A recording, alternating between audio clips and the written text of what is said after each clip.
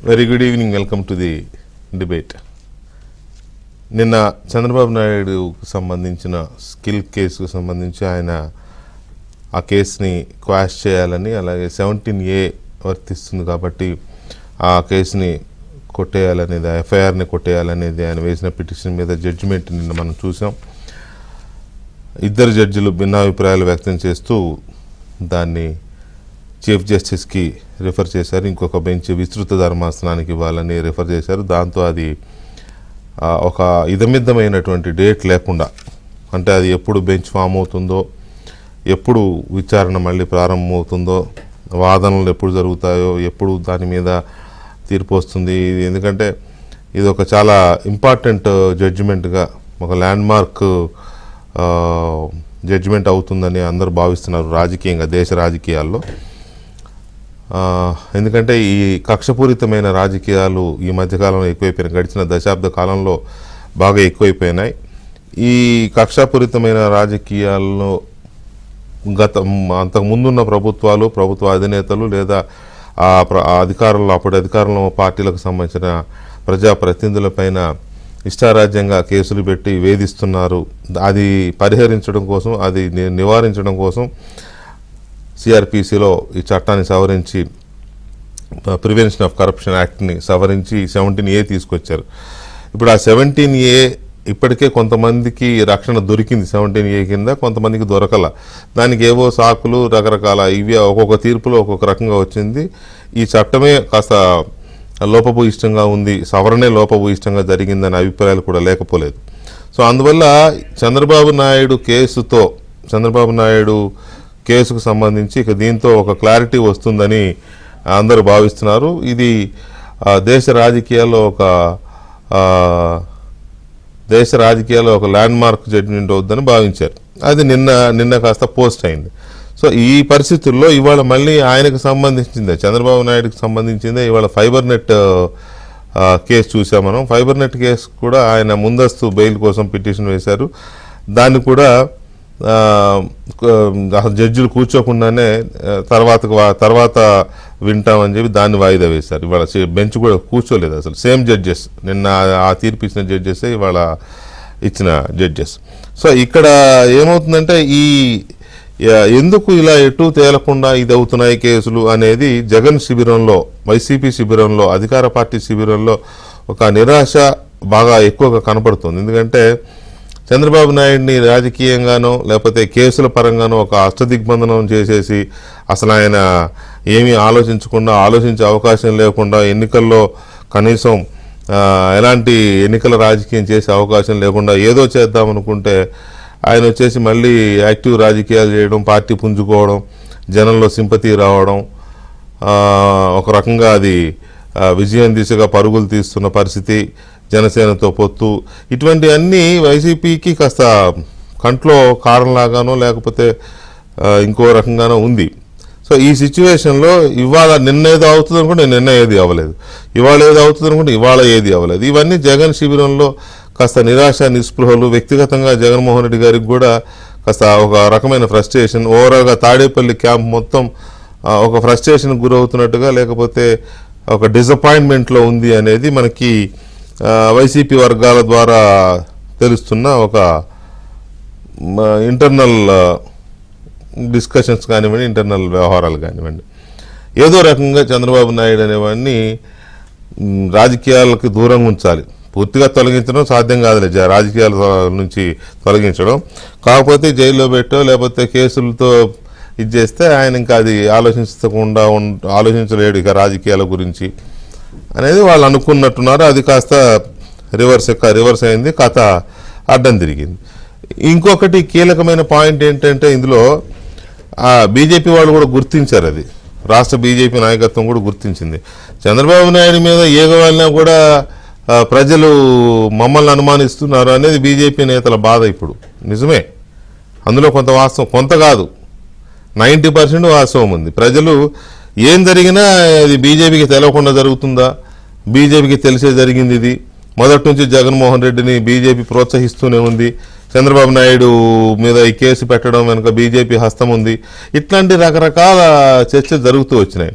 ఈ నెల 3వ తేదీన ఒక మీటింగ్ జరిగింది, పదాధికారుల సమావేశం. పదాధికారుల సమావేశంలో ఏకాభిప్రాయం వ్యక్తం చేశారు బీజేపీ నేతలందరూ. ఏమని అంటే, ఈ కేసుల విషయంలో కూడా మనమే చేయించాము, మన పార్టీ చేయించింది, లేకపోతే కేంద్ర ప్రభుత్వం హస్తం ఉంది అని చెప్పి ప్రజలు మనల్ని అనుమానిస్తున్నారు. సో ఇలాంటి పరిస్థితుల్లో మనం ఒక డెసిషన్ తీసుకుని రాజకీయంగా ముందుకు వెళ్ళకపోతే ఇంకా నష్టపోతామనే అభిప్రాయానికి వచ్చారు. సో ఎందుకు జగన్మోహన్ రెడ్డి ఏం చేసినా అది జగన్మోహన్ రెడ్డి మీద ఎంత వ్యతిరేకత పెరుగుతుందో అంత రెట్టింపు వ్యతిరేకత బీజేపీ మీద పెరుగుతోంది. ఇది ఆ పార్టీకి మంచిది కాదు. ఆంధ్రప్రదేశ్లో ఎదగాలనుకుంటోంది, సౌత్లో ఇంకా సెట్ అవ్వాలనుకుంటోంది, ఇంకా ఎదగాలనుకుంటోంది. సో ఈ సిచ్యువేషన్లో ఆ పార్టీకి మంచిది కాదు. సో ఏం జరగబోతోంది అనేది మనం చర్చిద్దాం. చర్చలో మనతో పాల్గొంటున్నారు జీవీ రెడ్డి గారు, తెలుగుదేశం పార్టీ జాతీయ అధికార ప్రతినిధి అండ్ అడ్వకేట్ కూడా. అండ్ కాసేపట్లో మనతో ఉమేష్ చంద్ర కూడా పాల్గొంటారు, senior high court advocate. And BJP నాయకులు రఘురామ్ గారు అండ్ హైకోర్టు అడ్వకేట్ లక్ష్మీనారాయణ గారు, వివి లక్ష్మీనారాయణ గారు గుంటూరు నుంచి, ఆయన కూడా మనతో చర్చలో పాల్గొంటారు. ముందుగా జీవీ రెడ్డి గారు నమస్తే, గుడ్ ఈవినింగ్. ఇది నిన్నటి తీర్పు ఒక రకంగా, ఇవాళ జరిగింది అసలు జడ్జిలు కూర్చోకుండానే ఇదైపోయింది కదా. మీ పార్టీలో సరే నా ఓపెన్గానే మాట్లాడుతున్నారు నాయకులు, ఇది మాకు అనుకూలమనో లేకపోతే మాకు ఫేవర్గా వచ్చిందనో, మీది క్లారిటీ ఉంది. అవతల శిబిరంలో మాత్రం ఏదో మా పనోల్ సుధాకర్ రెడ్డి గారు లేదా అంబటి రాంబాబు గారు లాంటి వాళ్ళు ఏదో మాట్లాడుతున్నారు, ఇదేదో చంద్రబాబుకి సెట్ బ్యాక్ అని, అదే దొరికిన దొంగ ఏదో మాట్లాడుతున్నారు వాళ్ళు. కాకపోతే ఒక రకమైన ఫ్రస్ట్రేషను, ఒక రకమైన నిరాశ నిస్పృహ అయితే కనబడుతుంది. ఎందుకు అనుకుంటారు అక్కడ? గుడ్ ఈవినింగ్ వెంకటేష్ గారు. ఇప్పుడు వైసీపీలో క్లియర్గా 2 వర్షన్స్ వినపడుతున్నాయి. ఒకటి సజ్జల రామకృష్ణారెడ్డి గారు, రెండో వచ్చేసేట్లేకి అంబటి రాంబాబు గారు.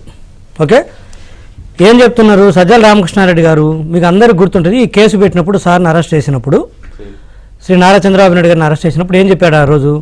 చంద్రబాబు నాయుడు గారు ఇప్పుడు దాకా వ్యవస్థలను మేనేజ్ చేస్తూ వచ్చాడు, ఇప్పుడు మేనేజ్ చేయలేకపోయాడు, అందుకే దొరికాడు, అందుకే కేసులు పెట్టామని చెప్పేసి ఆ రోజు ఎవరు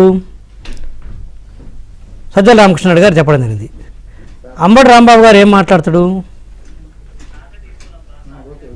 వ్యవస్థను మేనేజ్ చేశాడు చంద్రబాబు నాయుడు గారు, ఈరోజు మాట్లాడుతుంది, నిన్న మొన్న వ్యవస్థలను మేనేజ్ చేస్తున్నాడు, అందుకే హైకోర్టులో బెయిల్ తెచ్చుకోగలిగాడు, ఏదో అబద్ధాలు చెప్పేసి అది ఇది అని చెప్పేసి మళ్ళీ ఏమైనా చెప్తాడు. అంటే క్లియర్గా 2 వర్షన్లు చెప్తారు. వాళ్ళ పార్టీలోనే 2 క్యాబినెట్ ర్యాంకులు ఉన్నవాళ్ళు, ఒక వ్యక్తి ఏం చెప్తాడు, చంద్రబాబు నాయుడు గారు వ్యవస్థలను మేనేజ్ చేస్తాడని చెప్తాడు, ఒక వ్యక్తి వచ్చేసరికి మేనేజ్ చేయలేడు అని చెప్తాడు. సజ్జల గారేమో మేనేజ్ చేయలేడని చెప్తాడు, అంబటి గారేమో మేనేజ్ చేస్తాడని చెప్తాడు. ఇక ముందు వైసీపీ వాళ్ళకే క్లారిటీ లేదు. అంటే నిజం చెప్పాలంటే అందరూ పైనుంచి కింద ఒకటే చెప్తారు వెంకటేశ్వర గారు. అబద్ధాలు ఆడేటప్పుడు అబద్ధాలు కూడా కలిసి కట్టుకొని మాట్లాడితే బాగుంటుంది. అబద్ధాలు ఆడినప్పుడు ఏమవుద్దంటే ఆ టైంకి ఏది గుర్తొస్తుంది, అవతల మీద బురదయ్యారు కాబట్టి ఏది నోటికి వస్తే అది మాట్లాడతారు. నేను ఏం చెప్తుంటే ఈ 2 వర్షన్స్, ఇద్దరు చిన్నపిల్లలు ఏం కాదు కదా, సజ్జల గారు అంబటి గారు 2 వర్షన్స్ చెప్తారు. రెండోది వచ్చేసరికి స్కిల్ డెవలప్మెంట్కి సంబంధించి 3,000 కోట్లు అనేది వాళ్ళే, 300 కోట్లు అన్నది వాళ్ళే, మళ్ళీ 2,000 కోట్లు ఎంత అన్నారు, 27 కోట్లు అనేది వాళ్ళే. పోనీ ఆ 27 కోట్లు కూడా ఏదరా అంటే ఏది పార్టీకి వచ్చిన ఫండు, ఎలక్ట్రల్ బాండ్స్ అని చెబుతారు. పోనీ దానికైనా ఏమైనా ప్రూఫ్లు ఎవిడెన్స్లు తీసుకొచ్చారంటే ఈ రోజు వరకు లేదు. ఎప్పుడో 2021లో పెట్టిన కేసు ఈ రోజు దాకా ఇప్పుడు 2024 వచ్చింది. ఛార్జ్షీట్లు ఎందుకు ఫైల్ చేయాలండి మీరు? నీకేం బాగా ఛార్జ్షీట్లు ఫైల్ చేయడానికి? నిజంగా నీ దగ్గర ఎవిడెన్స్లు ఉంటే ఛార్జ్షీట్లు ఎందుకు ఫైల్ చేయను? అదే జగన్మోహన్ రెడ్డి గారి కేసులు నేను చాలాసార్లు చెప్పాను. 1 సంవత్సరంలో సిబిఐ వాళ్ళు కేసు పెట్టిన 1 ఇయర్లో మొత్తం 11 కేసుల్లో ఛార్జ్షీట్లు ఫైల్ చేయగలిగారు. వివేకానంద రెడ్డి హత్య కేసులో కూడా సిబిఐ వాళ్ళకి ఇచ్చిన తర్వాత 1.5 ఇయర్లో వాళ్ళు ఛార్జ్షీట్ ఫైల్ చేశారు. సో మిగతా అన్ని కేసుల్లో ఛార్జ్షీట్ ఫైల్ చేస్తారు. జగన్మోహన్ రెడ్డి గారికి మా పార్టీ మీద కుతికలు దాకుంది, అందరికీ తెలిసిందే కదా. అన్యాయంగా సార్ని తీసిపోయి అరెస్ట్ పెట్టారు కదా, అక్రమ నిర్బంధమే కదా. ఇన్ని చేసిన వాళ్ళు నిజంగా తప్పు చేసినట్లయితే ఎవిడెన్స్లన్నీ కలెక్ట్ చేసి నువ్వు ఎక్కడో పొన్నవాళ్ళు గారో లేకపోతే సంజయ్ గారో పోయి మీడియాలో కూర్చొని చెప్పడం కాదు, అంత చేశారు, ఫ్రాడ్ ఇంత చేశారు, అక్కడ పెట్టారు, ఇక్కడ పెట్టారు, ఇవన్నీ కథలు దేనికి? నిజంగా మీ దగ్గరకైనా ఉన్నట్టయితే ఎవిడెన్స్లు మీరు ఈ పార్టీ ఛార్జ్షీట్ ఫైల్ చేసేవాళ్ళు కదా. అంటే 1% అవకాశం ఉన్నా కూడా చంద్రబాబు నాయుడు గారిని వాళ్ళు వదులుతారా? ఒక్క శాతం కూడా అవకాశం ఉన్నా కూడా చంద్రబాబు నాయుడు గారు అవినీతి చేశారని జగన్మోహన్ రెడ్డి గారు దొరుకుతూ వదులుతారా? వాళ్ళు వదలరు. అంటే ఆ 1% కూడా నీకు అవకాశం లేదు కాబట్టి ఈ రోజుకు నువ్వు ఎంతసేపు ఎఫ్ఐఆర్ దగ్గర అయిపోతావు, ఇన్వెస్టిగేషన్ దగ్గర అయిపోతావు తప్పితే నెక్స్ట్ స్టెప్కి ఎందుకు? జ్యుడిషియరీలో ప్రాసెస్ ఏంది మనకి? ఒక కేసు ఫైల్ అయిన తర్వాత ఛార్జ్ షీట్ ఫైల్ చేయాలి, తర్వాత ట్రయల్ స్టార్ట్ అవ్వాలి. తర్వాత ట్రయల్ స్టార్ట్ అవ్వడం కాకపోవడం అనేది జడ్జిల మీద ఛార్జ్ షీట్ ఫైల్ చేయడం అయితే నీ చేతిలో ఉంది కదా. ఈ సోకాల్డ్ పొన్నవాళ్ళు గారు, సోకాల్డ్ సంజయ్ గారు రోజు ఇన్ని బయటికి ఢిల్లీ పోయి హైదరాబాద్ అంతలకల్లా పెడతాను కదా ప్రెస్ మీట్లు, ఇన్ని కథలు చెప్పే బదులు నువ్వు చేయొచ్చు కదా. సో నేను ఎందుకు చెప్తానంటే ఇది అంతా కూడా ఆడ ఎటువంటిది లేనే లేదు. వెంకటకృష్ణ గారు దిగిపోతున్నా, మళ్ళా నేను వచ్చేది లేదు, ఒక్కసారి నా కక్ష తీర్చుకోవాలి అన్న నేపథ్యంతో పెట్టిన కేసు తీసుకుపోయి లోపల పెట్టడం తప్పితే మీరు చెప్తున్నారు 17 ఏజ్ వచ్చేసరికి ఇట్స్ జస్ట్ ప్రొసీజరల్ ల్యాబ్స్. అందరూ తెలిసింది, 100 సార్లు డిస్కస్ చేశాము. జడ్జెస్ లో భిన్నాభిప్రాయాలు రావచ్చు, భిన్నమైన వాళ్ళ విజ్డమ్ కాబట్టి భిన్నమైన ఒపీనియన్ వచ్చినప్పుడు జడ్జిమెంట్ వస్తాయి. రాజ్యాంగ ధర్మాసనంలోనే ముగ్గురు ఒక రకంగా, ముగ్గురు ఇద్దరు ఒక రకంగా చెప్తారు. నిన్న ఇచ్చిన బెంచ్ మేమే మనట్లేదు. మీరు అన్నారని జీవి, మీరు అన్నారని నేను అనడంలా, కానీ అవతల వైపు నుంచి ఒక నెగిటివ్ వైబ్ వస్తుంది, ఒక డిసప్పాయింట్మెంట్. ఎవరు? తాడేపల్లి క్యాంపు నుంచి వాళ్ళకి వస్తుంది, ఏడుపులు ఉంటాయి. మరి నేను వాళ్ళని కానీ మీరు వాడచ్చు. కాకపోతే ఏంటంటే అక్కడ ఏం జరిగింది అని అంటే, ఈ ఎలక్షన్ కి చంద్రబాబు నాయుడు గారు బయట ఉండకూడదు అనే కదా అసలు కేసులు మొదలెట్టింది. లేకపోతే 1 month లో 6 కేసులు ఎవరి మీద పెడతారా? 1 month లోనే, 1 month గ్యాప్ లో ఎప్పటి నుంచి ఉన్న ఎఫ్ఐఆర్ యాడ్ చేసుకుంటూ అదే అవన్నీ తవ్వి వాటిలో పేరు యాడ్ చేసుకుంటూ పోయినారు. ఎందుకంటే ప్రతి ఎఫ్ఐఆర్ లో ఆఖర్లో ఆయన ఆధార్స్ అని పెడతారు కదా, ఆధార్స్ లో పేరు యాడ్ చేసుకుంటూ పోయారు. అది నీది పెట్టవచ్చు, ఈయన పెట్టవచ్చు, నాది పెట్టవచ్చు. రేపు అదేం పెద్ద ఇష్యూ ఉంటుంది. అది ఇప్పుడు రేపు పొద్దున్న నీవు నేర్పిన విద్య నీరజాక్ష అని నీలాంటి కూడా చేయవచ్చు వాళ్ళని, అదేం డౌట్ ఏముంది. సో అందువల్ల ఈ సిచ్యువేషన్ లో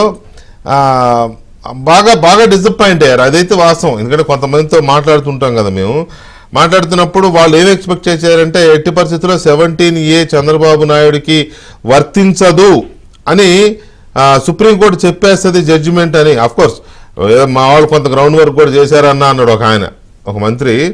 మా వాళ్ళు ఏదో కొంత గ్రౌండ్ వర్క్ కూడా చేశారు గురు, ఇట్లా రాకుండా ఉండాల్సిందే అన్నాడు. మరి ఏంటో ఆ గ్రౌండ్ వర్క్ నాకు తెలియదు.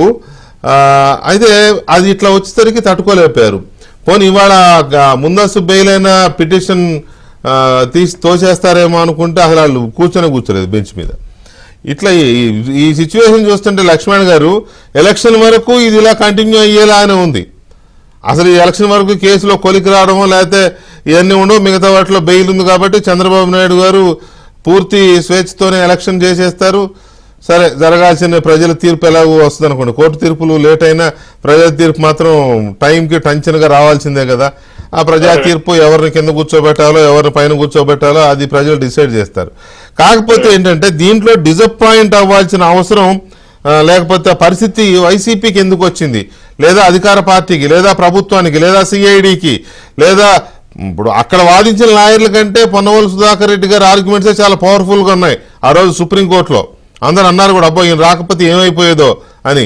సో ఈ సిచ్యువేషన్లో అక్కడ ఎందుకు ఆ శిబిరం అంత డిసప్పాయింట్ అవుతోంది?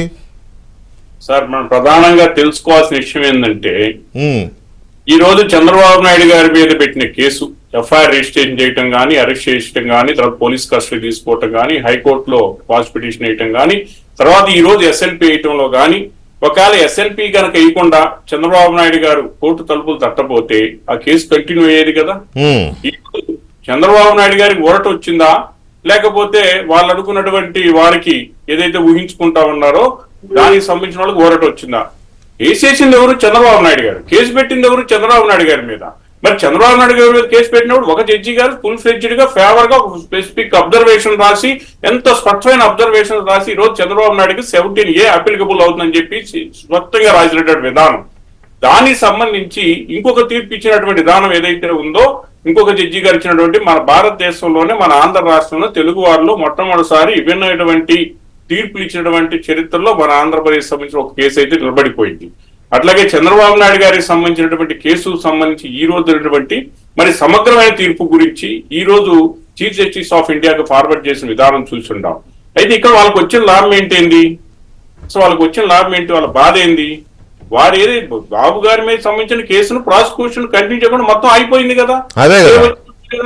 స్టే వచ్చినట్టే కదా, వాళ్ళు ఇన్వెస్టిగేషన్ చేయలేరు కదా, ఛార్జ్ షీట్ ఫైల్ చేయలేదు కదా, మేజిస్ట్రేట్ కోర్టు కానీ ఏసీబీ కోర్టు కానీ ముందుకు పోలేదు కదా, ఈ కేసు సుప్రీంకోర్టు తెలియని దాకా పోలేదు కదా. దట్ మీన్స్ జ్యుడిషియల్ కాన్షియస్ లో, జ్యుడిషియల్ నోటీస్ లో ఒక ఇష్యూ ఉంది. ఎందుకంటే దీంట్లో ఒక వర్త్ ఉంది. మీరు ఒక్కటే ఒక ఇష్యూ చెప్తాను సార్, మనం ఈ బోసు గారు ఇచ్చినటువంటి జడ్జిమెంట్ లో ఎంత స్పష్టంగా పారా నెంబర్ 12 అండి, ఈ కేసుకు సంబంధించి బోసు గారు ఇచ్చినటువంటి జడ్జిమెంట్ లో పారా నెంబర్ 12, అట్లాగే మేడం గారు ఇచ్చినటువంటి త్రివేది గారు ఇచ్చిన జడ్జిమెంట్ లో పారా నెంబర్ 14. ఆ రెండు కాంట్రడక్షన్, ఆ రెండు చదువుకుంటే కేసు ఏం జరగబోతుందో కూడా ఈజీగా చెప్పొచ్చండి. ఎందుకంటే ఈ పీసీ యాక్ట్ కింద ఎంక్వైరీ, ఈఎన్క్యూఆర్ఐ ఎంక్వైరీ కానీ ఇన్వెస్టిగేషన్ మీనింగ్ అనేది ఎక్కడ సెక్షన్ 2 లో లేదు. పీసీ యాక్ట్ లో సెక్షన్ 2 లో లేదు. 2 లో లేకుండా 17A తీసుకురావడం జరిగింది. 17A తీసుకొచ్చినప్పుడు సిఆర్పిసి లో ఉన్న మీనింగ్స్ మొత్తం కూడా తీసుకున్నప్పుడు ఎంక్వైరీ అంటే ఏంటి, ఇన్వెస్టిగేషన్ అంటే స్పష్టంగా కూడా పారా నెంబర్ 12 లో చెప్తున్నది. ఎప్పుడైతే పోలీసు వాళ్ళు కలెక్షన్ చేయాలనే ఉద్దేశంతో కేసుకు సంబంధం చేసినప్పటి నుంచి ఆ రోజు నుంచే 17A అప్లికబుల్ అవుతుంది. అట్లాగే ఇన్వెస్టిగేషన్ కూడా ఒక ప్రొసీడింగ్స్ కండక్ట్ చేసేటప్పుడు పోలీసు వాళ్ళు ఇన్ఫర్మేషన్ తీసుకోవాలనుకున్నప్పుడు కంపల్సరీ 17A అప్లికబుల్ అవుతుంది. ఇంత స్పష్టంగా మరి మేజిస్ట్రేట్ స్థాయిలోకి వెళ్ళినప్పుడు ఎంక్వైరీ బిగిన్ అవుతుందని చెప్పి స్పష్టంగా చెప్పేసి ఆర్ఆర్ఆర్ అని పదాలు పెట్టి 17A పెట్టి చేస్తే దాని గురించి బోసు గారు స్పష్టంగా పారా 12 లో ఎంతో స్పష్టంగా చెప్పారు. రెండో ఇష్యూ అండి, మనం త్రివేది గారికి సంబంధించి కేసుకు ఒకదానికి అబ్జర్వేషన్ తీసుకుందాం. మరి బోసు గారు 5/6/2018 మేము ఇన్వెస్టిగేషన్ బిగిన్ చేసామన్న దాంట్లో మరి బోసు గారు ఇచ్చినటువంటి జడ్జిమెంట్ ఎంత స్పష్టంగా ఉంది.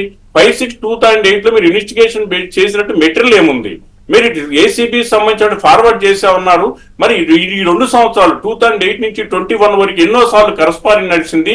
దానికి సంబంధించి ఎఫ్ఐఆర్ ఎందుకు రిజిస్టర్ లేదు, మెటీరియల్ ఏముంది. కాబట్టి ఈ రోజు నుంచి ఎంక్వైరీ జరిగింది అనేది ఎంక్వైరీ మీనింగ్ కానీ ఇన్వెస్టిగేషన్ మీనింగ్ కింద కానీ ఎఫ్ఐఆర్ కట్టిన మీనింగ్ కింద రాదు. 5/6/2018 జరిగినటువంటి సంబంధించిన ప్రొసీడింగ్స్ ఏవి కూడా ఇన్వెస్టిగేషన్ పరిధిలో రావు.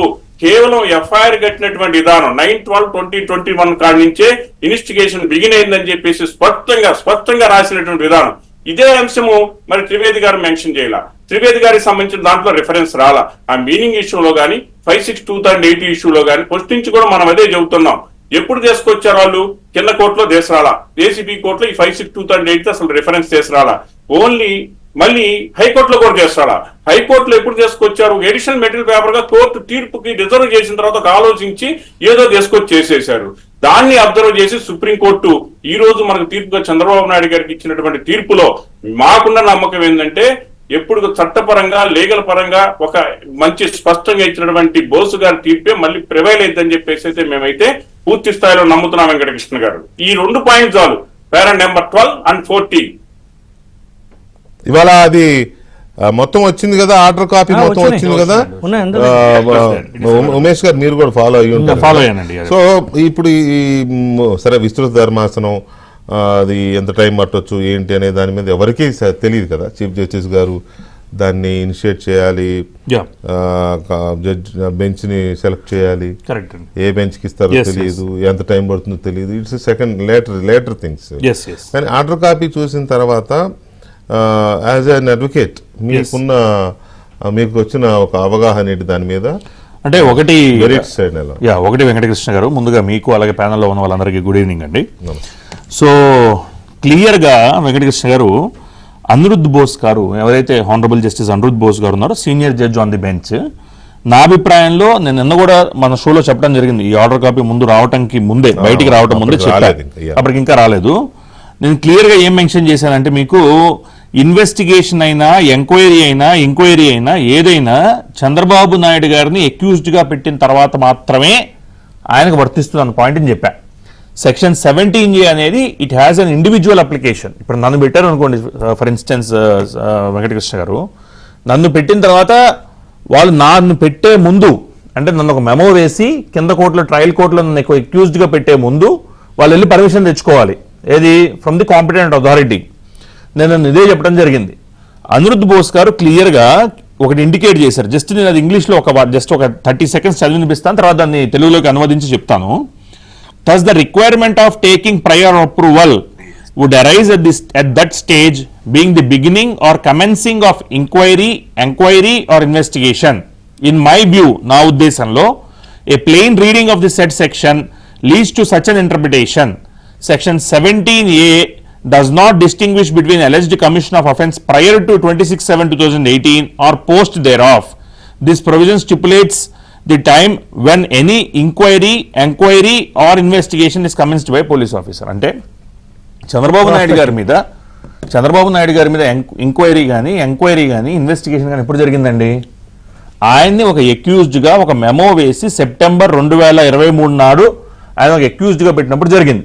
Anirudh Bose garu to the best of my knowledge అండి, with immense regard to the other justice who is on the bench, చాలా డీటెయిల్డ్ వర్డిక్ట్ ఇచ్చారు. ఆయన మనం అబ్జర్వ్ చేస్తే మొత్తం 82 పేజ్ సంబంధించింది, లాస్ట్ పేజ్ రెఫరెన్స్ ఉంది. సో హానరబుల్ సిజేఐ గారికి 81 పేజ్ కింద తీసుకుంటే దానిలో around subject to clarification 60 pages వరకు, అంటే ఒక 22 pages barring 22 pages Aniruddh Bose garu డీటెయిల్డ్గా రాసుకుంటూ వచ్చారు. అదే ఆయన సీనియారిటీ అనేది with immense regard for the other justice అండి. I'm not attributing any motives to ఆవిడ ఇంటర్ప్రిటేషన్ ఆవిడ ఇప్పుడు మా అడ్వకేట్స్ కి ఇంటర్ప్రిటేషన్లు మారుతుంటే అలాంటప్పుడు జడ్జిలకి ఇంటర్ప్రిటేషన్ మారకూడదు అనేది ఏం లేదు. మోస్ట్ ఆఫ్ ది అంటే ప్రెడామినెంట్ గా ఆయన జడ్జిమెంటే ఎక్కువ రిఫ్లెక్ట్ అవుతుంది మనకి. ఏది మన 82 పేజీలకు సంబంధించిన ఆర్డర్ కాపీలో I'm just referring to that particular order copy అండి. దానిలో చాలా వరకు ఆయన ఇచ్చిన జడ్జిమెంట్ ఏదైతే ఉన్నదో అదే మెయిన్ పోర్షన్ గా దానిలో చూపించడం జరిగింది మనకి. నేను చెప్తాను మీకు ఎన్ని పేజీలు అనేది కూడా, ఎందుకంటే దీనిలో ఎప్పుడన్నా కంకరింగ్ జడ్జిమెంట్ ఉంటే ఒకటే జడ్జిమెంట్ వస్తుంది. సీజే గారికి ఇచ్చిన రిఫరెన్స్ కూడా ఏమని ఇచ్చారు? సీజే గారికి ఇచ్చిన రిఫరెన్స్ కూడా లార్జర్ బెంచ్ కి రిఫర్ చేయండి అని ఇచ్చారు. అంతే సింపుల్ లార్జర్ బెంచ్ కి రిఫర్ చేయమని ఇచ్చారు. అది కూడా తమకి నేను చదివిపిస్తాను ఆడియన్స్ కూడా. లేదండి ఇంకేం చెప్పలేదు, జస్ట్ లార్జర్ బెంచ్ కి రిఫర్ చేయండి. ఇది మ్యాటర్ మా ఇద్దరి మధ్యన ఈ 17A కి సంబంధించిన ఇంటర్ప్రిటేషన్ మీద ఇద్దరికి డిఫరెన్స్ ఆఫ్ ఒపీనియన్ ఉంది కాబట్టి 48 పేజ్ అండి, ఎగ్జాక్ట్ గా 48 పేజ్ వరకు 82 పేజెస్ లో almost 50 pages to be precise, almost 50 pages మన అనిరుద్ధ్ బోస్ గారి జడ్జిమెంటే ఉంది. దానిలో ఆయన క్లియర్గా ఏం చెప్పారంటే పీసీ యాక్ట్ ప్రొవిజన్స్ అప్లై అవ్వవు, మీరు ప్రయర్ పర్మిషన్ తీసుకోలేదు. సరే తర్వాత లిబర్టీ ఇచ్చారా ఇవ్వలేదు అనేది పక్కన పెడితే జస్ట్ నేను రీడ్ అవుట్ చేస్తానండి the important portion of the order direction. If an inquiry or investigation is intended in respect of a public servant on the allegation of commission of offence under the 1988 Prevention of Corruption Act after section 17A thereof becomes operational, which is relatable to any recommendation made or any decision taken, at least prima facie, in discharge of his official duty, previous approval of the authority postulated in subsection A or B or C of 17A of the 1998 Act shall have to be obtained. ఖచ్చితంగా తీసుకొని ఉండాల్సిందే. In absence of such previous approval, అలాంటి previous approval లేని సమయంలో the action initiated under the 1988 act shall be held illegal. ఏదైతే ముందర నుంచి చట్ట విరుద్ధం అని చెప్పడం జరిగింది. This is one of the directions. ఒక జడ్జి సుప్రీం కోర్టు జడ్జి గారు పని చట్ట విరుద్ధం అని ఆయన ఒపీనియన్ చెప్పేశారు క్లియర్ గా. ఇంకొక జడ్జి గారు ఆవిడ ఇంటర్ప్రిటేషన్ ఇచ్చుండొచ్చు కానీ ఆమె అనుకూలమో చట్ట విరుద్ధం అని అట్లేం చెప్పలేదు. నిన్న మీ షోలో నేను చెప్పినట్టు వెంకటకృష్ణ గారు ఇద్దరు ఎవాల్యుయేటర్లు ఉన్నారండి. ఒక పేపర్ ని ఎవాల్యుయేట్ చేశారు. ఒకళ్ళేమో పాస్ అయ్యావు ఫర్ దీస్ రీజన్స్, 35 మార్కులు వచ్చాయి నీకు 100కే అని దీస్ రీజన్స్ అని చెప్పారు. ఇంకోలేమో లేదు మీకు 35 మార్కులు రాలేదు, 30 మార్కులు వచ్చాయి, సో నువ్వు ఫెయిల్ అయ్యావన్నారు. ఇప్పుడు ఇద్దరు ఇచ్చిన డెసిషన్ మీద నమ్మకం చూపని ఒక బోర్డు, లేదా తనకు డౌట్ ఉన్న ఒక బోర్డు ఇద్దరు సంబంధించిన ఎవాల్యుయేటర్స్ ముందు పెడుతుంది ఆ పేపర్ ని. సో ఇప్పుడు గెలిచినట్ట ఓడినట్ట, నాకు మీరు ఇనిషియల్ రిమార్క్స్ నాకు చెప్తున్నట్టు కొంతమంది డిసప్పాయింట్ అయ్యారని, డిసప్పాయింట్ అవ్వాల్సిన అవసరమే ఈ రోజు లేదు. ఇక్కడ ఏ డెసిషన్ రానట్టే మనం భావించాలి. ఇంకా డిసప్పాయింట్ అంటే వీళ్ళ సైడ్ ఏమి అవ్వలేదు, వీళ్ళ సైడ్ మీరు చదివిన లైన్స్ లోనే చదివి ఆయన ఏవైతే ఒపీనియన్ ఎక్స్ప్రెస్ చేశారో, ప్రొనౌన్స్ చేశారో దానికే వీళ్ళు ఇదిగానే ఉన్నారు. It is in favour of us అనే దీంట్లో ఉన్నారు.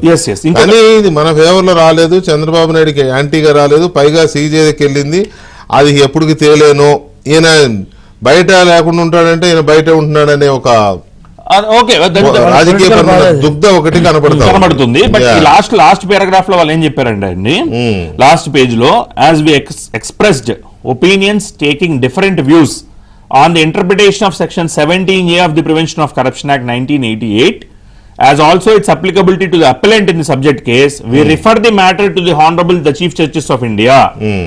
We direct the registry to place the papers before the Honorable the Chief Justice of India so that appropriate decision, అంటే డెసిషన్ ఇంకా రాలేదండి అని అర్థం, అదేలే అప్రోప్రియేట్ డెసిషన్ కావాల్సిన డెసిషన్ ని can be taken for the constitution of a larger bench.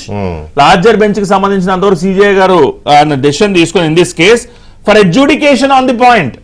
ఇంకా మేము ఎడ్జుడికేట్ చేయలేదని క్లియర్ గా వాళ్ళు ఒప్పుకుంటున్నారు దీని మీద.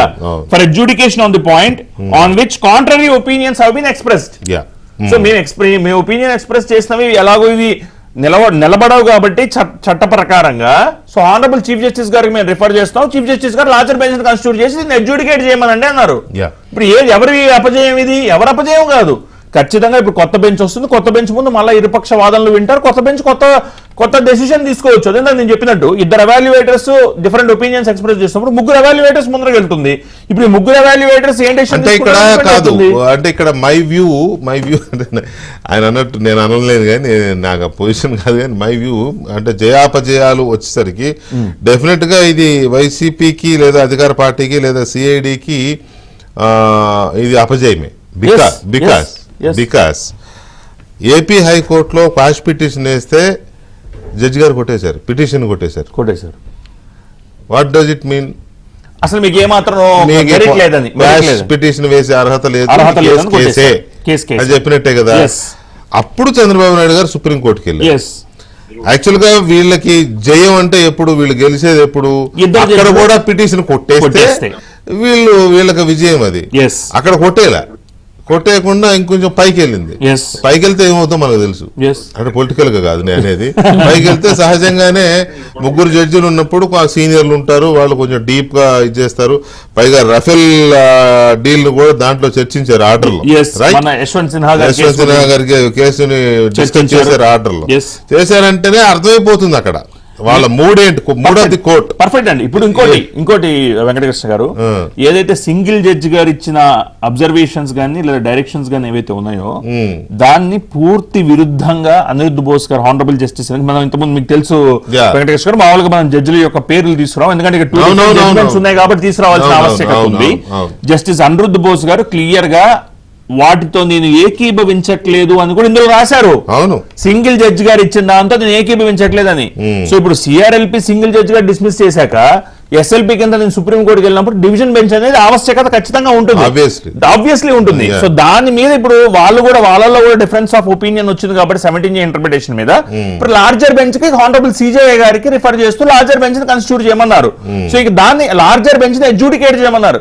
ఇప్పుడు ఏదో అందరూ ఎడ్జుడికేట్ చేసేసినట్టు, కేసుని కొట్టేసినట్టు, కేసులో స్టే ఇవ్వనట్టు, అంటే ఈ యొక్క ఒపీనియన్ ఎక్స్ప్రెస్ చేయడం అనేది సర్టన్లీ కొన్ని మోటివేటెడ్, ఐఎమ్ సారీ నేను ఇప్పుడు రాజకీయంగా అంతే కదా, కొన్ని మోటివేటెడ్ మైండ్స్ జుడిషియరీ ఇచ్చిన ఆర్డర్ ని రాంగ్ గా ఇంటర్ప్రిట్ చేస్తున్నారు. They have to certainly will be made accountable before the institute. Right. ఇక్కడ ఇంకొక ఇంపార్టెంట్ ఇష్యూ ఏంటంటే ఇక్కడ గెలుపు ఓటములు లేదా జయాపజయాలు, ఎవరికి లాభం ఎవరికి నష్టం, ఎవరికి మోదం ఎవరికి ఖేదం, ఇలాంటివన్నీ టీడీపీ వైసీపీ మధ్య ఉంటాయి. కానీ వీళ్ళిద్దరి మధ్యలో అతిపెద్ద బాధితుడు లేకపోతే సఫరర్ ఎవరు ఉన్నారంటే బీజేపీ.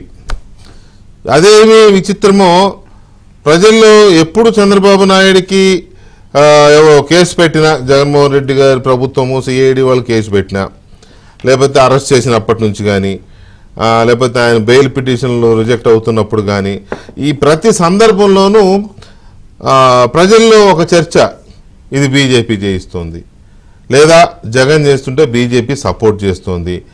బీజేపీ అండదండలు లేకుండా అలా జరుగుతుందా కేంద్ర ప్రభుత్వంలో? పైగా వీళ్ళు బయట చెప్పుకునేది ఏంటి, విజయసాయి రెడ్డి అండ్ అదర్స్ ఏం చెప్పుకుంటారు, మేము అన్నీ చెప్పే చేస్తున్నాం, మాకు పెద్దల అండదండలు ఉన్నాయి, మాకు వాళ్ళ ఆశీస్సులు ఉన్నాయి అని వీళ్ళుగా చెప్పుకుంటా ఉంటే జనంలో అరే వాళ్ళు ఓపెన్ గా చెప్తున్నారు కదా అనే ఒక ఇది.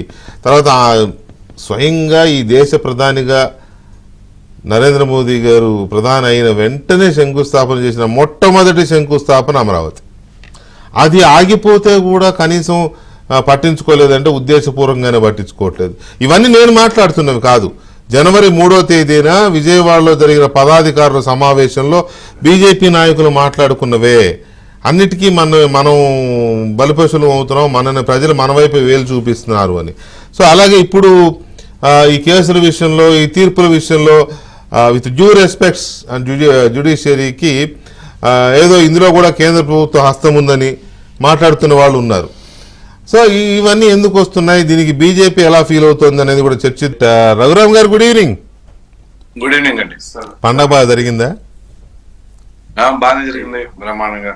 ఎక్కడ, గోదావరి జిల్లాలోనా ఢిల్లీలోనా? గోదావరి జిల్లాలో ఊళ్ళోనే ఉన్నారా? రేపు వెళ్తాను. మీకు కూడా 250 వంటకాలు అట్లా ఏం చేశారా? వెజిటేరియన్ ఎన్నో అంటే వెజిటేరియన్ అంతేనా? సరే, ఓకే. బీజేపీకి సంబంధించి ఏమనుకుంటున్నారు అని మాట్లాడే ముందు చంద్రబాబు నాయుడు గారి 17A, ఎందుకంటే చాలా ప్రెస్టీజియస్ జడ్జిమెంట్ అనుకున్నారు కదా, మొత్తం రాజకీయాలకే ఇది ఇంపార్టెంట్ జడ్జిమెంట్ అనుకున్నారు కదా, అది చీఫ్ జస్టిస్ గారికి వెళ్ళింది. దాంతో కొంతకాలం మళ్ళీ వెయిట్ చేయాల్సిన పరిస్థితి వచ్చింది. దీని మీద బీజేపీలో ఎలాంటి చర్చ జరుగుతోంది? కోర్టుల మీద, కోర్టులో ఉన్నప్పుడు కోర్టులో విషయాల మీద ఎక్కువగా చర్చించుకోవడం కూడా కాదు. ఎందుకంటే థర్డ్ ఎంపైర్ చెప్పినట్టు థర్డ్ ఎంపైర్ డెసిషన్ పెండింగ్ లో ఉంది. సో ఇద్దరు చెప్పినారు కాబట్టి మూడోక ధర్మాసనానికి త్రిసభ్యానికి ఇస్తారా, 5 సభ్యులు ఇస్తారా, ఇంకా చీఫ్ జస్టిస్ గారు ఇష్టం కాబట్టి డెసిషన్ ఇస్ పెండింగ్.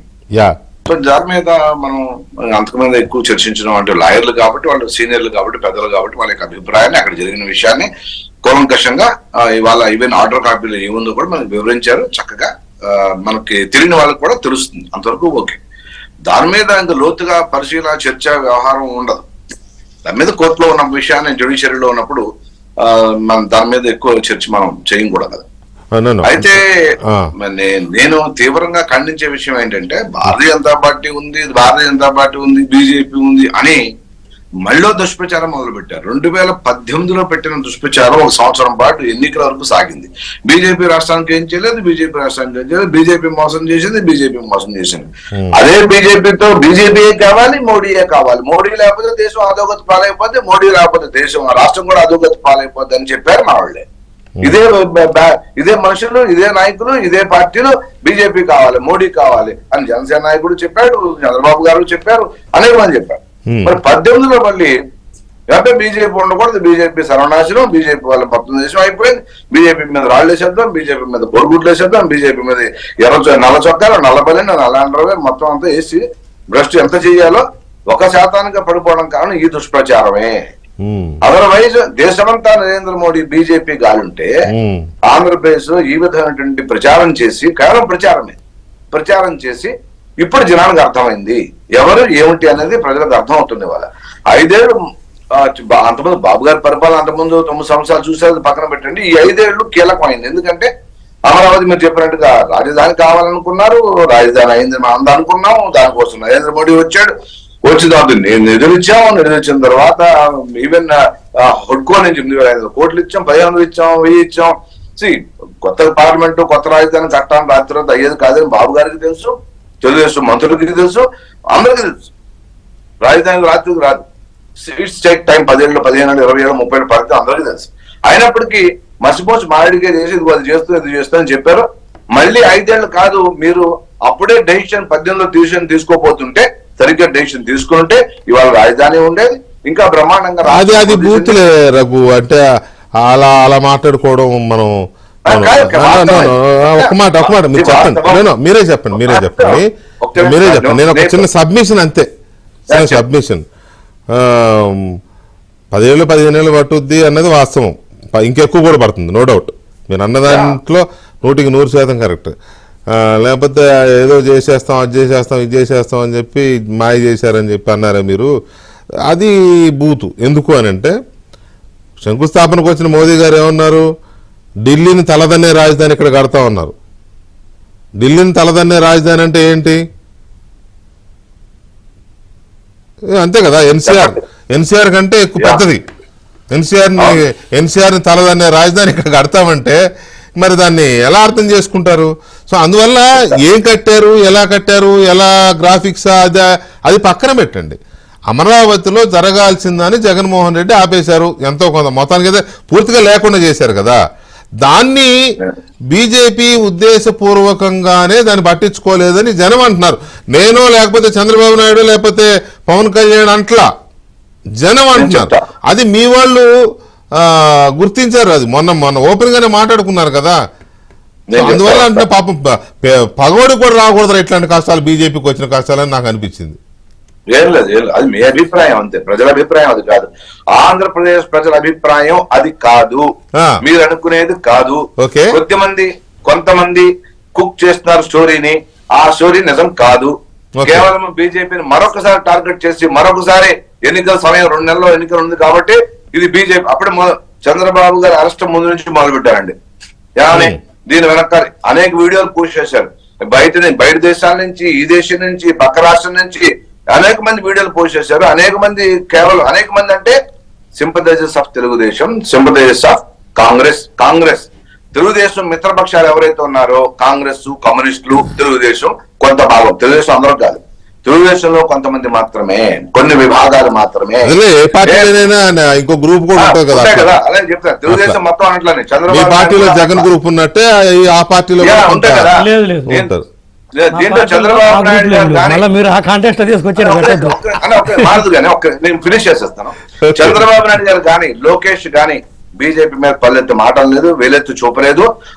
ఎవరైతే కొంతమంది సెక్షన్ ఆఫ్ తెలుగుదేశం టార్గెట్ చేసి బీజేపీని ఎందుకు చేస్తారో వాళ్ళకి తెలియాలి.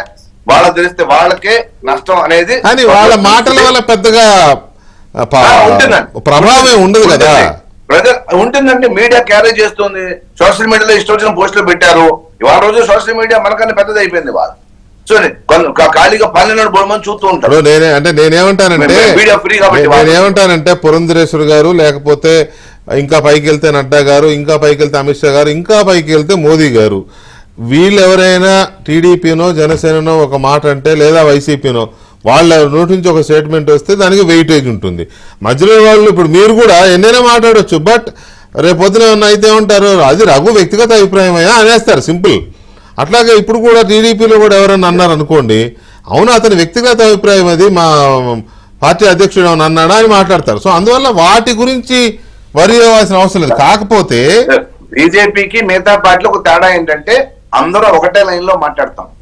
ఇక కొత్తగా వచ్చిన ఒకళ్ళిద్దరు ముగ్గురు పాప ఏదన్నా తెలియక మాట్లాడుతారేమో కానీ భారతీయ జనతా పార్టీ ప్రధానమంత్రి దగ్గర నుంచి, నడ్డా దగ్గర నుంచి, గ్రామ స్థాయి కార్యకర్త, గ్రామాధ్యక్షుడి వరకు ఒకటే మాట మాట్లాడతాం.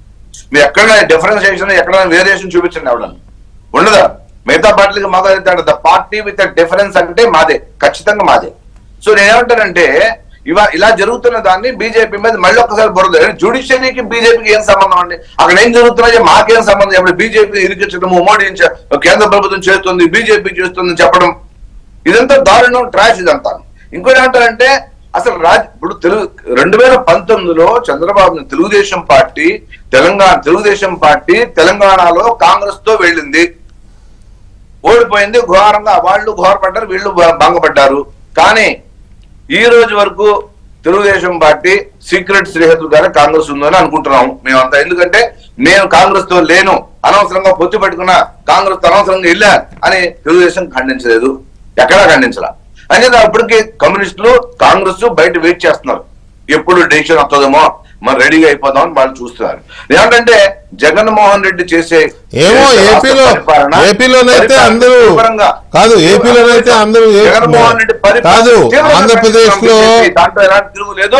మా అధ్యక్షుడు స్వయంగా గత అధ్యక్షుడు కానీ, ఈవిడ ఇప్పుడు పురంధరేశ్వరి గారు కానీ అనేక ధర్నాలు, అనేక పోరాటాలు చేస్తున్నారు. ఆవిడ ఇవాళ కూడా చేస్తున్నారు. గతం గురించి ఎందుకులే కానీ ఇప్పుడైతే ఆంధ్రప్రదేశ్ లో కాదు, ఈ ప్రభుత్వం అమరావతి కాదు 3 రాజధానులు అంది.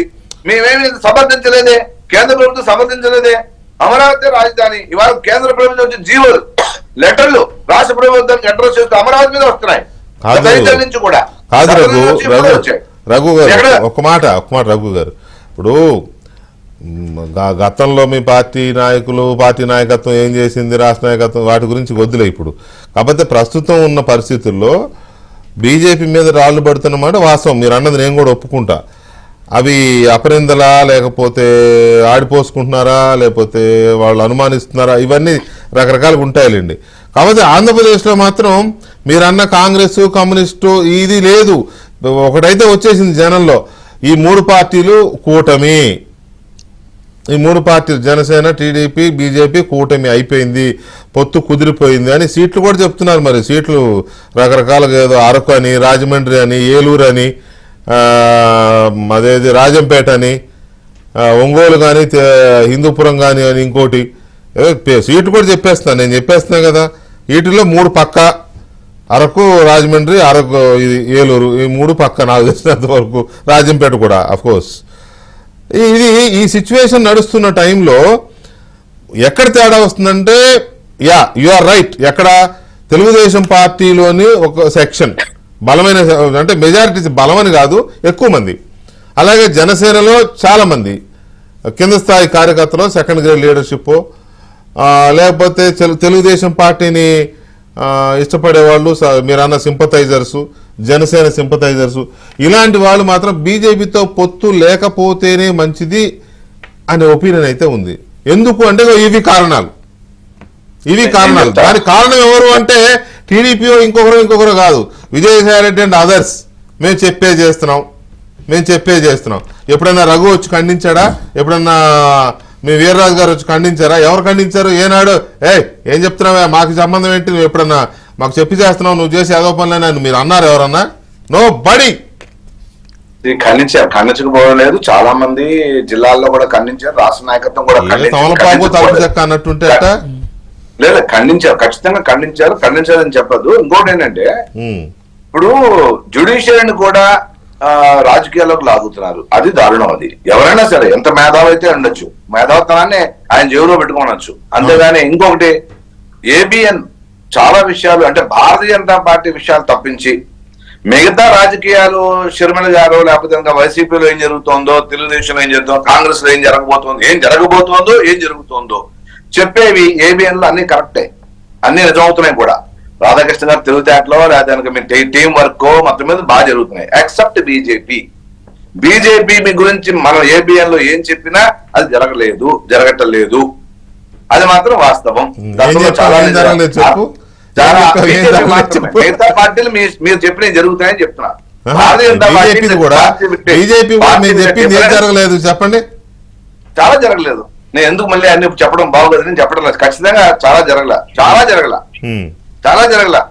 ఎగ్జాంపుల్ నేనే ఉన్నాను మీ దగ్గర, ఆ గతంలో డిబేట్లు వెనక్కి వెళ్తే తెలుస్తుంది. సరే అదంతా పక్కన పెడితే ఏమంటారంటే, ఇవాళ బీజేపీని టార్గెట్ చేస్తే తెలుగుదేశానికి నష్టం, మిత్రపక్షాలకి నష్టం ఖచ్చితంగా. ఇంకోటి ఏంటంటే బీజేపీలో ఎందుకు చెప్తానంటే సీట్ల డిస్ట్రిబ్యూషన్ అని చెప్పారు.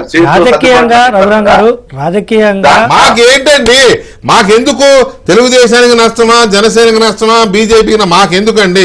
ప్రజలకు ఎవరు కలిస్తే లాభం అంతే ఆలోచిస్తాం మేము. నేనంటే 5 ఏళ్ళు చంద్రబాబు గారిని చేశారు, అంతమంది 9 ఏళ్ళు చూశారు, మంచి పేరు వచ్చింది చంద్రబాబు. 9 ఏళ్ళు చంద్రబాబు అందరూ పొగిడారు, ఆయన మంచి పరిపాలనా అధ్యక్షుడు అన్నారు. గత 5 సంవత్సరాల్లో ఆయన ఫెయిల్ అయిపోయినారు లిటరల్ గా. అట్లీస్ట్ జగన్ అయితే పరిపాలన లేదనుకోండి, ఆయన గురించి మాట్లాడుకోవడం వేస్ట్. నో అడ్మినిస్ట్రేషన్, ఎవరి మంత్రులకి పవర్ లేదు, ఎమ్మెల్యేలేమో ఎందుకు వచ్చి కూడా బాబు అని వాళ్ళు అనుకుంటున్నారు. అది నేను 2014లో మన ఛానల్లోనే చెప్పిన. ఏమన్నానంటే 2018లో మన ఛానల్లోనే ఏం చెప్పానంటే, చంద్రబాబు నాయుడు మీద వ్యతిరేకత లేదండి, మంత్రుల మీద లేక ఎమ్మెల్యేల మీద భయంకరంగా వ్యతిరేకత, మొత్తం ఓడిపోతారని చెప్పానండి. అదే జరిగింది. జ్యోతిష్యం చెప్పరా, గ్రౌండ్ లెవెల్లో పని చేసి తిరిగి చెప్పినాను. నేను చెప్పింది నిజమైంది. ఈవెన్ ఒక మినిస్టర్ గారు మన దాంట్లో ఛానల్లో నీకు టికెట్ ఎవరు, అక్కడి నుంచి ఇంకోటి ఎవరు, ఇంతకీ ఈ కేసులతో చంద్రబాబు నాయుడు గారి మీద పెట్టే, జగన్మోహన్ రెడ్డి గారి ప్రభుత్వం పెడుతున్న ఈ కేసులు వీటితో అందరూ అనుమానిస్తున్నట్టుగా, అంటే అందరూ అంటే మళ్ళీ టీడీపీ జనసేన కాదు, ప్రజల్లోనే ఉంది ఒక చర్చ, సాధారణ ప్రజల్లోనే ఉంది.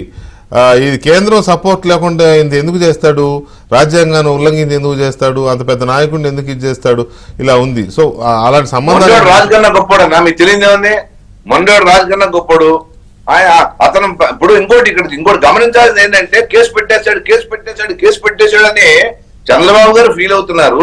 చంద్రబాబు గారు నమ్ముకున్న మంత్రులు గింతులు కొంతమంది అందరూ ఫీల్ అవట్లా, కొంతమంది మంత్రులు ఫీల్ అవుతున్నారు. పాపం ఆయనతో ఉన్న కొంతమంది ఎమ్మెల్యేలు ఫీల్ అయినారు. అయితే ఇక్కడ నేను నోటీస్ చేసి చెప్తాను అంతే. It's not as a political thing గా చంద్రబాబు గారికే పాఠాలు నేర్పే పరిస్థితికి వెళ్ళాడు అక్కడ మొండోడు జగమొండి. ఏంటి చంద్రబాబు నాయుడు ఇలా గారికి కూడా చేయొచ్చు, ఇలా కూడా కేసులు జగన్మోహన్ కాదు మొండి కాదని మీరు ఎక్కువ నేను మాట్లాడినా రఘురామ్ గారు, జగన్మోహన్ రెడ్డి గారు ఇలా కూడా చేయొచ్చు.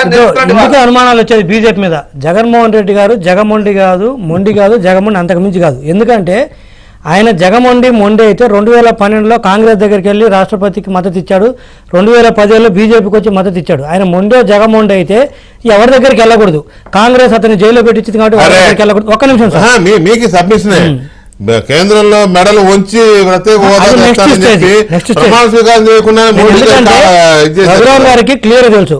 2012లో జైల్లో ఉండి ఆయన కాంగ్రెస్కి మద్దతు ఇచ్చాడు. జైల్లో ఉండి, జైలు నుంచి వచ్చిన తర్వాత కూడా కాదు. కరెక్టా? పెట్టింది ఎవరు? కాంగ్రెస్. అదే కదా రోజు సాక్షులు వాళ్ళు చెప్పుకుంది. 2010లో బీజేపీకి, సైద్ధాంతికంగా బీజేపీకి వైసీపీకి నక్కకు నాగలోకి అనుకున్నంత తేడా ఉంది. కరెక్టా? మద్దతు ఇచ్చారు. ఇంకెక్కడ మొండి ఆయన, ఎక్కడ ధైర్యవంతుడు? ఇదిగో మీరు ఎలివేషన్లు ఇచ్చారు డౌట్. రాష్ట్రం గురించి చెప్తున్నారు. ఏం చెప్పే రాష్ట్రం గురించి అన్న, వ్యక్తి గురించే కదా ఇక్కడ. నేను పగలు ప్రతీకారాలైనా సరే ఎక్కడ కాంగ్రెస్ మీద ఏమైంది ఆ పగ? మరి జైల్లో ఉన్నప్పుడే నేను ఒక్క నిమిషం అన్న, మీరు ప్లీజ్ అండి. ఆయన జైల్లో ఉన్నప్పుడే కాంగ్రెస్ కి మద్దతు ఇచ్చాడు కదా రాష్ట్రపతికి. ఇంకేం బయటకు వచ్చి మరి ఓటేసేలాడు. ఏమైంది ఆ పగ అంటున్నాను. ఇక మీరు ఇంకా చంద్రబాబు నాయుడు గారి మీద ఆయన ఏం చేసింది లేదు, వీళ్ళిద్దరిది రాజకీయంగా అది డైరెక్ట్ గా జైల్లో పెట్టి ఇస్తేనే వేసాడు ఓటు అంటున్నాను. ఎక్కడ పగ ఉంది, ఎక్కడ మొండితనం ఉంది? అంత ఎలివేషన్లు వద్దు. రెండోది, నేను మూడు ప్రశ్నలు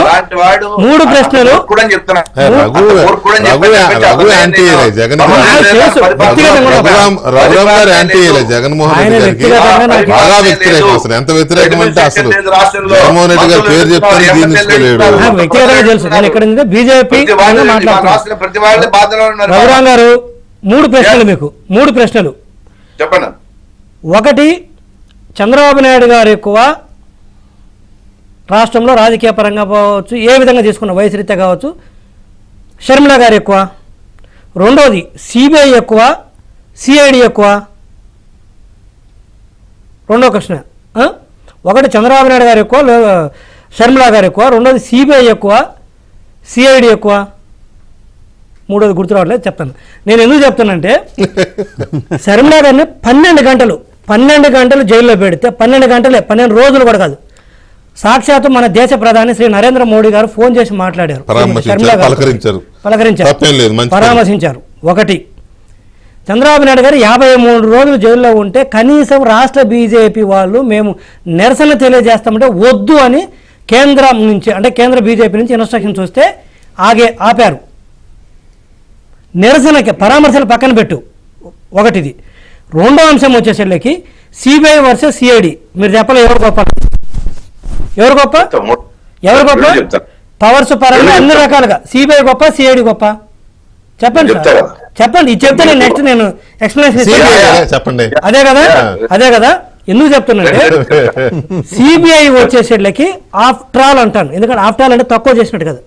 ఒక సాధారణ ఎంపీని అరెస్ట్ చేయలేకపోయారు, అవినాష్ రెడ్డి గారిని. హత్య కేసులో 300 సెక్షన్, మర్డర్ కేసు 302 పెడితే, 120B 302 పెడితే సిబిఐ వాళ్ళు రంగంలో దిగి కర్నూలు పొలిమేరలో ఆగి 3 రోజులు గేట్ కూడా టచ్ చేయలేకపోయారు. సిబిఐ సోకాల్డ్ ఇండియాలోనే కాదు వరల్డ్లోనే బెస్ట్ ఇన్వెస్టిగేషన్ ఏజెన్సీ అన్డౌటెడ్లీ. సరే, కొంతమంది ఒక్క నిమిషం మీరే కదా, మీకే కదా త్వరగా ఇంతకు మించిన ఇంపార్టెంట్ మ్యాటర్ ఏముంది? ఒక్క నిమిషం అన్న.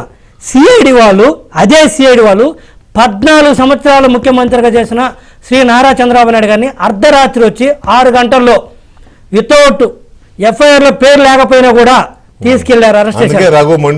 అక్కడేమో అవినాష్ రెడ్డి గారి పేరు ఉంటే 302 సెక్షన్ కింద పెడితే గేట్ కు టచ్ చేయలేకపోయారు. అందుకే రఘు మొండివాడు రఘురామ్ గారు ఎందుకు మొండి కాదు అంటున్నట్టే, ఒక్క నిమిషం సార్, మీకే ఎందుకు జగన్మోహన్ రెడ్డి గారు మొండి కాదంటే ఇందుకు డౌట్ వస్తుంది. ఆయన మొండి అయితే ఎక్కడ తగ్గకూడదు, మెడలు ఉంచుతానని బీజేపీని మెడలు ఉంచాలి. నేను ఒక ఫినిష్ చేయనివ్వండి సార్, 30 seconds లో. మెడవంచాలని బీజేపీ మెడవంచాలి, మీకు ఎక్కడ కూడా మద్దతు ఇవ్వకూడదు, మీరు పెట్టిన ప్రతి బిల్లుకి ఆయన తలొగ్గాడు. ఇక్కడ మొండి కాదు, మీ సపోర్ట్ ఉన్నవాడు చేయగలిగాడు అనేది రైట్. ఓకే రఘు, మీరు త్వరగా చెప్పండి. నేను చెప్పేస్తాను, టకటక 2 నిమిషాలు చెప్పేస్తాను, 1 నిమిషంలో చెప్పేస్తాను. ఒకటి, సిబిఐని రాష్ట్రానికి రానివ్వను, ఈడీని రాష్ట్రానికి రానివ్వను అన్నది నేనా? అది ప్రొవిజన్ సార్, అది సిబిఐ లీగల్ ప్రొవిజన్, అది మీకు ఒక న్యాయం, మాకు ఒక న్యాయం. అది మీరు మరీ అడ్డగోలు కావాలి. నేను చెప్పేది అదే. సిబిఐ ఇవ్వండి, రఘురామ్ గారు ఆ విషయంలో ఎవ్రీ టైం ఒక్క నిమిషం వెంకటరెడ్డి ఆగండి, ఒక్క నిమిషం రఘు, ఒక్క నిమిషం అండి. రఘురామ్ గారు ఒక్క నిమిషం, దయచేసి ఒక్క నిమిషం. నేను I want to make it clear. ఇది ప్రతిసారి మరి తెలిసి అంటున్నారు, తెలియక అంటున్నారు. మీరే కాదు, బీజేపీలో చాలా మంది నాయకులు బహుశా తెలియక అంటున్నారని అనుకుంటున్నాను నేను. చంద్రబాబు నాయుడు సిబిఐనే రావద్దని జీవో తీశాడు అని చెప్పి చాలా మంది మాట్లాడుతున్నారు. ఈ దేశంలో సగానికి పైగా రాష్ట్రాలు ఆ జీవో తీసినాయి. ఆ జీవో రావద్దని కాదు, వచ్చే ముందు మాకు ఇన్ఫర్మేషన్ ఇచ్చి రావాలి అని. అది రాజ్యాంగంలో ఉన్న provision. Delhi special police act లో ఉన్నది. అది జియో ఏంటంటే సిబిఐకి మీరు మా రాష్ట్రానికి వస్తే మాకు ఇన్ఫార్మ్ చేసిరండి అంతే. కరెక్టే, కానీ ఆ రోజు పబ్లిక్ మీటింగ్ లో తెలంగాణలో కూడా వెస్ట్ బెంగాల్ లో ఉంది, కేరళలో ఉంది, చాలా చోట్ల ఉంది. ఇప్పుడేమో బీజేపీ జేబు సంస్థ అని మాట్లాడారు, పబ్లిక్ లో మాట్లాడారు. చట్టప్రకారంగా కల్పించిన ఒక హక్కు అండి రాష్ట్ర ప్రభుత్వాలకి, ఫెడరల్ గవర్నమెంట్. కర్నూలు హాస్పిటల్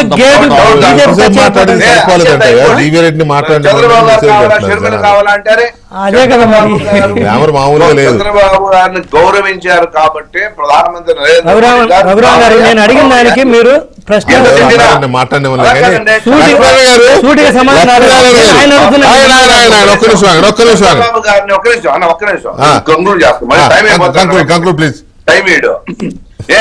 ఏంటంటే చంద్రబాబు ఇప్పుడు ఇదే గత ప్రభుత్వం మనం చూసాం. 18లో మోడీని ఎలా తిట్టారు, మోడీ గారి తల్లిని, మోడీ గారి పెళ్ళాన్ని చూడకుండా తిట్టారు. వైసీపీ వాళ్ళు అసెంబ్లీలో చంద్రబాబు తిట్టిన దాంతో పోల్చుకుంటే కామెంట్ లో ఇప్పటికీ వైరల్ అవుతూనే ఉన్నాయి మోడీని తిట్టినవి. సో ఎవరు మర్చిపోరండి గాయాన్ని. కొడాలి నాని గారే తిట్టాడండి మోడీ గారిని. ఉంటాయి కొన్ని. కొడాలి నాని గారు తిట్టాడు మోడీ గారిని. వెంకయ్య ఒక నిమిషం, జైపాల్ రెడ్డి, చంద్రబాబు నాయుడు, వెంకయ్య నాయుడు, కేవీపీ రామచంద్రరావు, కొంతమంది నాయకులు, ఇంకా చాలా మంది ఉన్నారు. ఇలా ఈ నాయకులందరూ కూడా వ్యక్తిగత దోషానికి ఎప్పుడు పాల్పడలేదండి. ఇప్పుడున్నటువంటి సమాజంలో బూతులు తిట్టుకుంటారు కదా, అలా తిట్టుకోరండి. చెత్తలే చెత్త అంతా అప్పుడు చూసాం కదా. అలాంటిది వాళ్ళ నిబద్ధతతో ఉన్నప్పుడు అయినా సరే నరేంద్ర మోడీ గారిని ఏ విధంగా 18లోని రాష్ట్రానికి రానివ్వను, నువ్వు ఎలా అవుతావు చూస్తా, నువ్వు తల్లిని చూడనట్టు నన్ను చూస్తావా అని వ్యక్తిగతంగా ఫస్ట్ టైం ఆయన నోట్లోంచి వచ్చే బాధ అంతా ఖచ్చితంగా బీజేపీ ప్రతి కార్యకర్తకు గుండెలు తగులుతాయి. మోడీ గారు తగలదు. ఆయన అబౌవ్ ఆల్ దీస్ థింగ్స్ మనిషి ఆయన ఒక మహానుభావుడు. ఆయన ప్రాబ్లం, మాకు ప్రాబ్లం ఉంటుంది.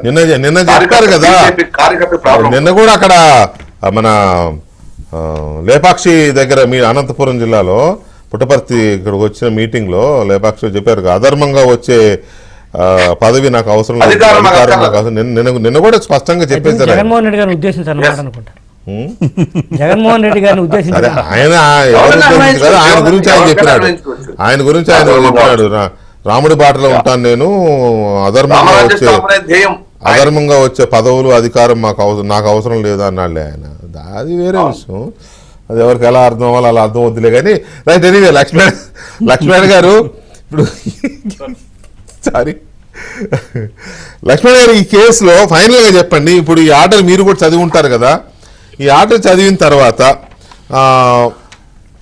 ఇవాళ ఏది మన ఫైబర్ నెట్ కేసులో జడ్జిలు కూర్చోలేదు, వాళ్ళకి బిజీగా ఉండి వేరే ఇంకో జడ్జి గారికి హీరింగ్స్ ఉండడం వల్ల కుదరలేదు కాబట్టి తర్వాత ఇంకెప్పుడైనా వింటామని చెప్పి వాయిదా వేశారు.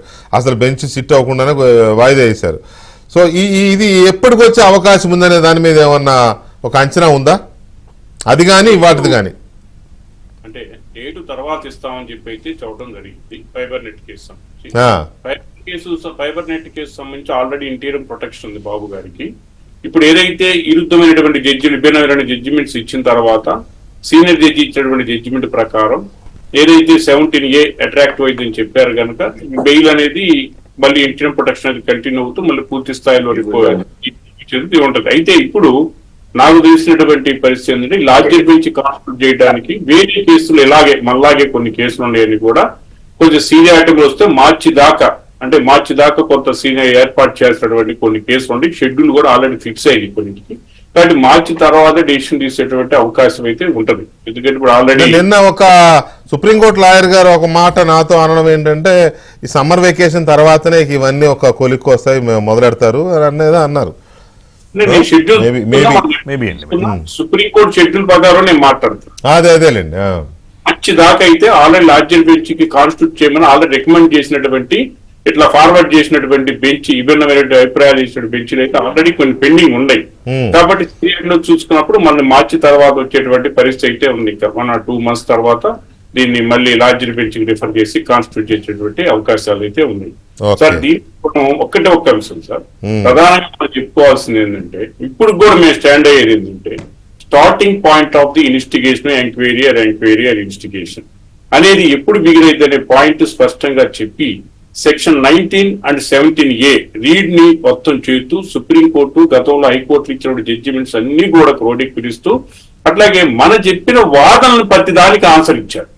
గవర్నమెంట్ చెప్పిన దానికి కానీ ఆన్సరు, అట్లాగే ప్రభుత్వం తరపునటువంటి ఆన్సర్ ఇచ్చుతో పాటు మన దానికి కూడా చెప్పినటువంటి అంశాలను కూడా ఎందుకు సమర్థించాల్సిన పరిస్థితి ఏర్పడిందో కూడా ప్రతి అంశంలో కూడా 49 పేజీల జడ్జిమెంట్ లో ఎంతో స్పష్టంగా ఇచ్చినటువంటి దాంట్లో మేము కూడా ప్రాస్పెక్టివ్ అంటే ఆల్రెడీ ఈ పీసీ యాక్ట్ కింద డిలీట్ చేసిన అఫెన్సెస్ లో కూడా మీరు ఎఫ్ఐఆర్ కట్టేటువంటి పరిస్థితి వస్తుంది అని చెప్పేసి అంశం కూడా పేర్కొంటే దానికి సరైనటువంటి ఆన్సర్ కూడా వేరే విభిన్నమైన ఇచ్చినట్టు దాంట్లో తీర్పు లేదు కనుక మేము ఇప్పుడు కూడా ప్రగాఢంగా నమ్మేదంటే చంద్రబాబు నాయుడు గారు ఇప్పుడైతే విజయం సాధించారు.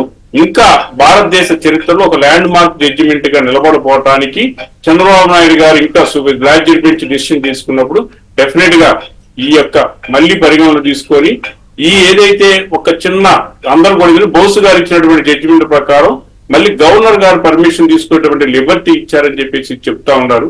గవర్నర్ గారికి లిబర్టీ ఇచ్చారనుకోండి, సరే గవర్నర్ దగ్గర గారికి మళ్ళీ ఫార్వర్డ్ చేస్తే ఆయన రిజెక్ట్ చేయొచ్చు, మళ్ళీ అయితే యాక్సెప్ట్ చేయొచ్చు. ప్రిన్సిపల్స్ ఆఫ్ నేషనల్ జస్టిస్ ఉంది కదా, దాని గురించి పెద్ద మేము ఆలోచించే పని ఏం లేదు. ఎందుకంటే గవర్నర్ గారి దగ్గర ఉన్న మెటీరియల్ ఇవన్నీ సంబంధించినటువంటి యాక్ట్ అట్రాక్టివ్ అయితా కాదా ఇవన్నీ చూసి వీళ్ళు సంబంధించినటువంటి దీనికి ముందే వాళ్ళు చేయాల్సింది. మీరు గవర్నర్ పర్మిషన్ అవసరమా లేదా అనే అంశం కూడా గవర్నరే నిర్ణయించాలి. మీరే ముందు ఎంక్రోచ్ అవుతారు. గవర్నర్ గారి పవర్స్ మీరే ఎంక్రోచ్ అవుతారండి. 17 గవర్నర్ గారికి పవర్ ఇచ్చింది కదా, కాంపిటెంట్ అథారిటీ పవర్స్ ఇచ్చింది కదా, మీరే డిసైడ్ చేస్తారు ఈ ఐఓలు. ఆ అంశం కూడా పరిశీలించుకొచ్చేటువంటి లార్జర్ బెంచ్కి వచ్చేటువంటి అవకాశం ఉంటుంది కనుక ఇప్పుడు దాని